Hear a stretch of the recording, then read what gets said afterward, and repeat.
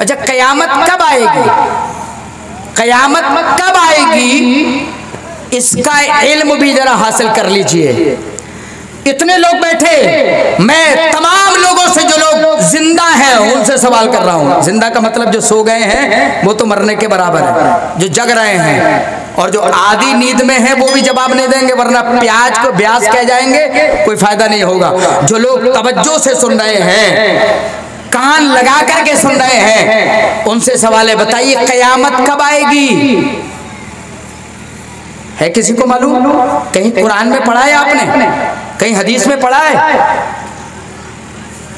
कोई जानकारी नहीं है शायद।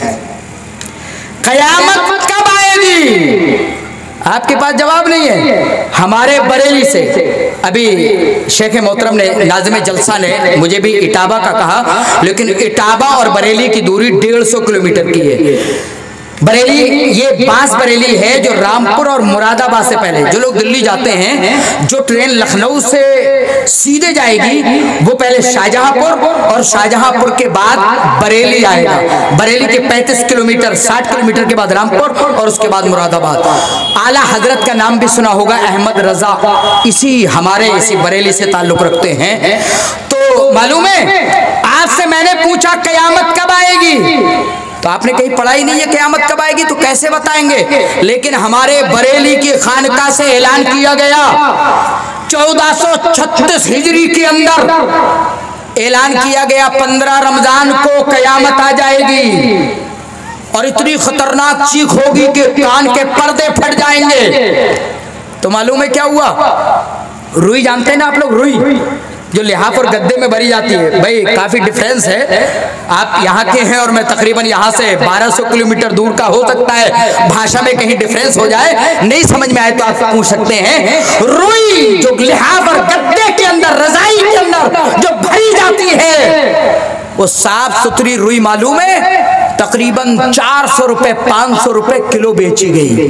क्यों भाई? 15 रमजान से आने से पहले पहले थोड़ी थोड़ी रुई ले लो और कानों में ठूस लेना, कानों में रख लेना, ताकि कान के पर्दे ना फट जाएं। बड़ा अजीब मुसलमान है। कयामत आएगी तो क्या पर्दे बच जाएंगे? क्या तुम्हारे जिस्म बचेंगे? ये जमीन नहीं बचेगी, आसमान नहीं बचेगा, कान के पर्दे बच जाएंगे। लेकिन बदअकीदा लोगों को, बेचारों को जो है रुई बांटी जा रही है। रुई, यकीन मानिए, और ये मौलाना जर्जीर साहब वहीं हमारे इलाके में थे, इनका नया नया दौर था, उसी वक्त की बात है 1436 और अभी 1442 हिजरी चल रही है और एक इससे भी पहले ऐलान हुआ, रुई बेची गई 500 किलो, 500 रुपए केजी, 1000 रुपए केजी। कान के पर्दे बच जाएं, अरे खुद नहीं बचेगा, कान के पर्दे कहां से बच जाएंगे? लेकिन मेरे भाइयों, ये अटकल लड़ाने वाले लोग हैं जो ये कहते हैं कयामत फला दिन आ जाएगी, फला दिन आ जाएगी। नहीं, कंफर्म कोई नहीं कह सकता है। क्यों? आखिरी नबी जनाबे मोहम्मदुर रसूलुल्लाह को भी इसका इल्म नहीं था। जरा सुनिएगा, अगर हम अपनी बरेली के अंदर ये लफ्ज बोल दें कि मोहम्मदुर रसूलुल्लाह को भी इसका इल्म नहीं था, कहते हैं ये गुस्ताखे रसूल है। देखिए, कह रहा है कि नबी को भी नहीं मालूम था। हाँ, बिल्कुल सही बात है। इमामे कायनात जनाबे मोहम्मदुर रसूलुल्लाह को भी नहीं मालूम था कि कयामत कब वाक़ई होगी। उसका एक खास दिन है, जुमा का दिन है ना, ये तो आपको मालूम है, ये मेरे नबी को भी मालूम था। लेकिन ये जुमे का कौन सा दिन होगा, कौन सा वर्ष होगा, कितने सालों के बाद आएगी, ये किसी को नहीं मालूम है कयामत कब आएगी। चलो, आपने कह दिया। अगर हमारे बरेली के मानने वाले लोगों ने अभी भी सुना होगा तो कहेंगे देखो है गुस्ताखे रसूल, कर दी गुस्ताखी। लेकिन नहीं, बात जो भी कही जाए उसके पीछे दलील चाहिए, दलील होना चाहिए, वरना दावा बिला दलील के कोई फायदा नहीं देता है। चलें कुरान की तरफ चलते हैं। पारा नंबर 30 उठा लीजिए। देखिए कुरान, ये कुरान है ना, कुरान रखे हुए हैं। अगर जिनको पढ़ना आता हो अभी यही, या जिसको शक हो जाए कि मौलाना साहब ने कह दिया कि कुरान रखा हुआ है, या अपने घरों पे जाकर के इसके पन्ने पलटना, पारा नंबर 30 उठाना, सूरतुन नाजियात पारा नंबर 30 की दूसरी सूरा उठाना और उसकी आयत नंबर 42, 43, 44 पढ़ते चले जाना। यसअलूनका अनिस्साअति अय्याना मुरसाहा, यसअलूना जमा मुज़क्कर, ये सेगा, एक जुमला ये हो गया यसअलूना, और का मतलब तुम, यानी नबी को मुखातब किया जा रहा है। यसअलूनका अनिस्साअति अय्याना मुरसाहा, ऐ अल्लाह के नबी आपसे ये क़यामत के बारे में सवाल करते हैं। ऐ मोहम्मद सल्लल्लाहु अलैहि वसल्लम बताइए क़यामत कब आएगी? किससे सवाल हो रहा है?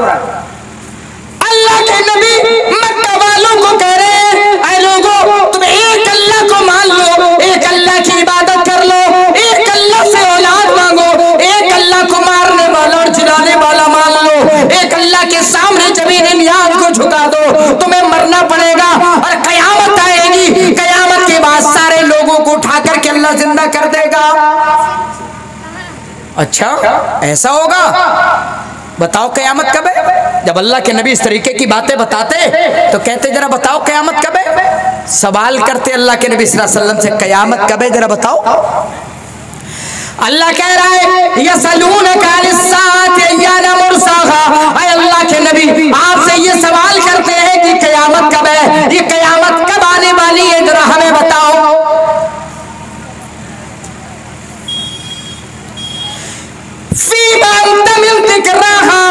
अल्लाह ने फरमाया ऐ अल्लाह के नबी आपको कयामत के बयान करने से क्या ताल्लुक, आपका इससे क्या मतलब है? भाई कयामत कब आएगी, कब कैसे आएगी, क्या होगा क्या नहीं होगा? अल्लाह के नबी ने ये कुछ चीजें बताई, लेकिन कयामत कब आएगी अल्लाह के नबी आपको इससे क्या ताल्लुक, ये बताने की जरूरत नहीं है, ये तो हमारे पास इसका इल्म है। इला रब्बिका मुंतहाहा, इला बहुत सीधा लफ्ज़ है, इला माने तक, रब्बिका तुम्हारा रब, इला रब्बिका तुम्हारे रब के पास, मुंतहाहा इसकी इंतहा, ये लफ्ज़ी तर्जुमा हो गया। इला रब्बिका मुंतहाहा, इस कयामत के वाक़े होने की, इसके वुकू पदीर होने का इल्म, इसकी इंतहा तुम्हारे परवरदिगार के पास है।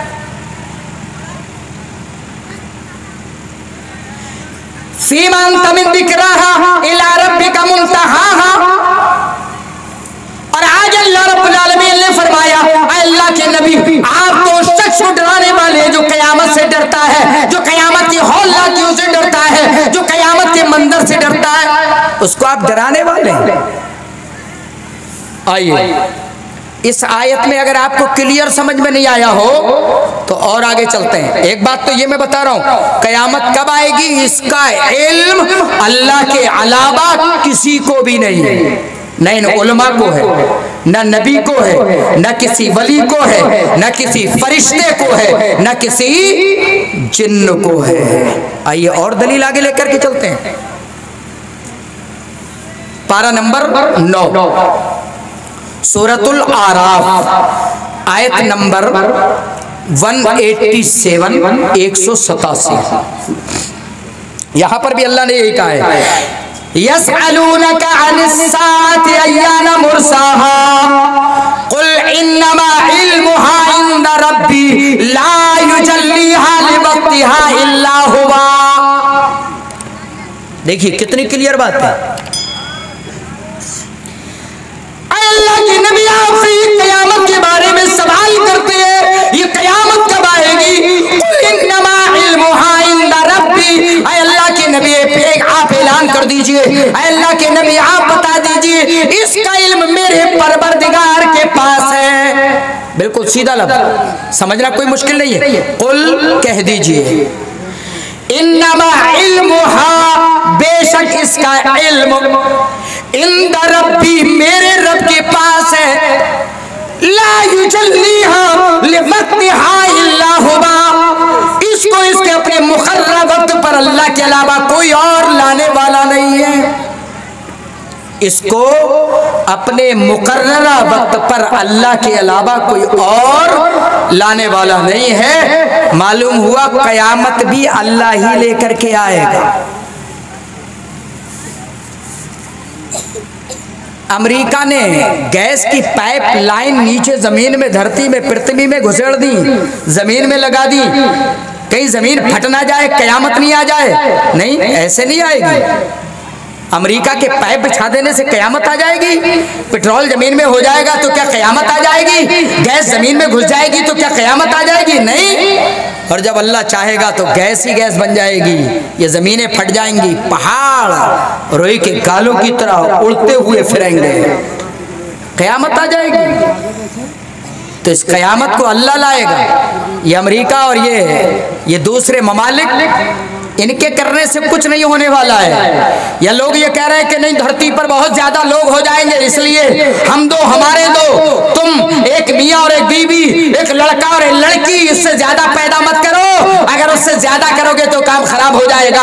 हमारे यूपी के अंदर तो एड़ी चोटी का जोर लगा दिया, मुसलमानों कंट्रोल करो, ज्यादा बच्चे मत पैदा करो, जमीन न दब जाए। जमीन दबना होती तो कब की दब जाती। आपने देखा होगा, आपका ये कौन सा गांव है, ये मेहदी पोखर, आपने कभी देखा होगा, ये बुजुर्ग जानते, थोड़े से मकान थे, आज बहुत ज्यादा हो गए।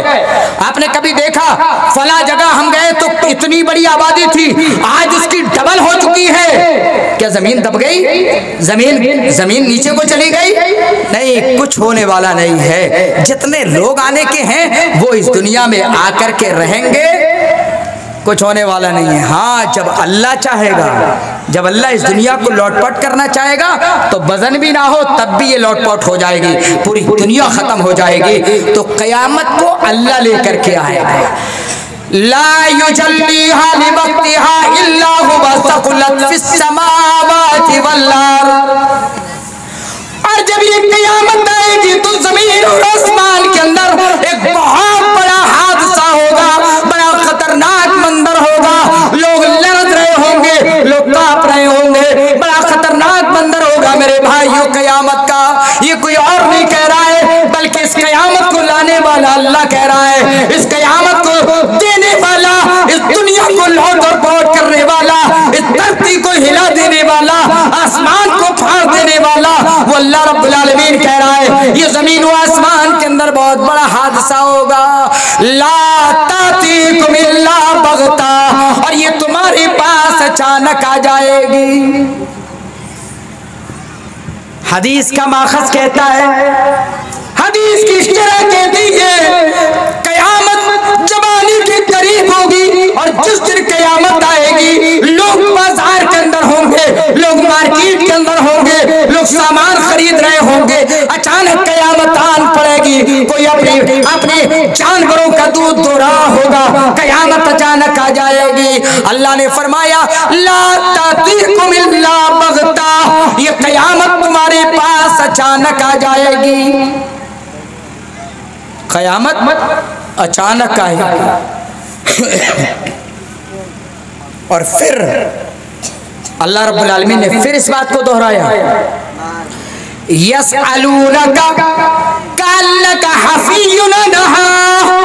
अल्लाह के नबी ये आपसे कयामत के बारे में बार बार सवाल कर रहे हैं, गोया कि आप इसके पीछे पड़ करके इसकी तहकीक कर चुके हैं, इसका रिसर्च कर चुके हैं, इसके बारे में आप तहकीक कर चुके हैं। ऐसा नहीं है। आपसे क्यों ये पूछ रहे हैं बार बार कि कयामत कब आएगी? क्या आप इसकी तहकीक कर चुके हैं? नहीं, अल्लाह ने नबी अकरम सल्लल्लाहु अलैहि वसल्लम को इसका इल्म नहीं दिया। और इसी आयत के अंदर अल्लाह ने फिर ऐलान कराया, कुल इन्नमा इल्मुहा इंदल्लाह वलाकिन्न अक्सरन नास ला यअलमून।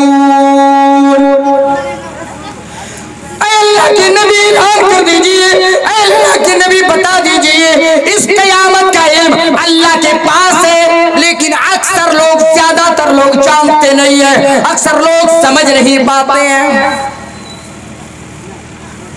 मालूम हुआ कयामत का इल्म हमारे नबी को भी नहीं था। क़यामत ये कब वाक़े होगी, इसका इल्म हमारे नबी सल्लल्लाहु अलैहि वसल्लम को भी नहीं था। अल्लाह ने क़यामत का इल्म किसी को भी नहीं दिया है, जिस तरह रूह का इल्म किसी को नहीं दिया। यहूदी अल्लाह के नबी के पीछे पड़ गए, बताइए जरा रूह क्या है। अगर अल्लाह कुरान में, आज ये कुरान जो 6666 आयात इसके अंदर हैं, अगर कहीं पर भी रूह के बारे में अगर इशारा कर दिया होता तो आज ये वैज्ञानिक उन पन्नों से निकाल लेते और ये वेंटिलेटर जो आखिरी लम्हात में इंसान को वेंटिलेटर पर लिटा दिया जाता है, और आदमी समझता है कि हाँ इंसान तो जिंदा है, लेकिन जब फरिश्ता उसकी रूह लेकर के निकाल के चला जाता है तो वो जो वेंटिलेटर होता है उसके पाइप उसके पेट को फुला रहे होते हैं, और इंसान समझता है हाँ मेरा ये इंसान जिंदा है, मेरा रिश्तेदार जिंदा है, मेरा भाई जिंदा है, लेकिन अल्लाह का फरिश्ता रूह लेकर के निकल चुका होता है। अगर रूह के बारे में इशारा कर दिया जाता, नबी को बता दिया जाता, तो ये साइंस, ये वैज्ञानिक कब का निकाल करके, और ये बड़े बड़े लोग, अटल बिहारी वाजपेयी जिनके पास इतनी दौलत खत्म हो जाते, बड़े बड़े मालदार लोग मरते ही नहीं, अगर करोड़ों में रूह खरीदना पड़ती तो वो खरीद लेते और मरते ही नहीं। अल्लाह ने रूह का इल्म नहीं दिया। क़यामत कब आएगी, इसके लिए भी ये इंसान कोशिशें करता है कि ऐसे ऐसे पिलर, अगर जलजले आते हैं तो आज वैज्ञानिक मालूम है क्या कह रहे हैं, भाई जमीन के अंदर तकरीबन 2-2.5 फीट जमीन में गड्ढा खोदो, उसके अंदर बजरी और रेता, बजर फुट और फिर अल्ट्राटेक अंबुजा सीमेंट मिलाकर पिलर सरिया खड़ी करके पिलर खड़ा कर दो, जलजले से तुम्हारी इमारत नहीं हिलेगी। लेकिन इनको नहीं मालूम है जब जलजला आएगा और अल्लाह, तुम अगर 50 फीट का मकान 50 बाई 50 स्क्वायर फीट अगर मकान बना डालो और अल्लाह उसको पूरी जमीन का गड्ढा ही बना करके जमीन में धंसा दे, तो कौन रोक सकता है, कोई नहीं रोक पाएगा।